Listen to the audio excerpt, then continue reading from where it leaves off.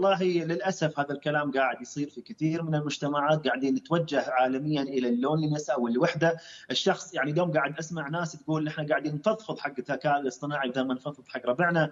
ناس قاعده تتوجه للانتروفيرت او الشخصيات اللي تنعزل، يقول لك انا مكتفي بالذكاء الاصطناعي، مكتفي بالتواصل الاجتماعي. الناس قاعده تخلق لنفسها بيئه زائفه عبر الرقمنه هذه، والمشكله هذا قاعد يزيد من القلق والاكتئاب في كثير من المجتمعات. وعلى فكره التوجه الى التقدير الزائف والحصول على متابعين بالتواصل الاجتماعي بهذا الهوس يخلق عندك شعور بالتقدير الزائف، يعني ان تعتقد ان انت مشهور والناس تقدرك وانت انسان خالي.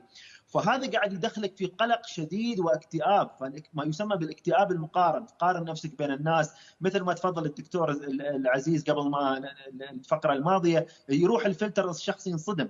يعني الانسان قاعد يغير عمليات وجهه وعمليات الخشم او الانف بفعلها الفلتر بالتواصل الاجتماعي. كذلك الشخص لما يعتقد انه هو مشهور بشكل كبير، ولما يدخل في مجال علمي معين يشوف نفسه خسران، يشعر بالاكتئاب، القلق والتوتر. فقاعد ينشأ جيل فيه نسبه من الامراض النفسيه عاليه نتيجه الاكتئاب المقارن والمقارنات في التواصل الاجتماعي، وضعف في الكوميونيكيشن سكيلز والتواصل بينهم.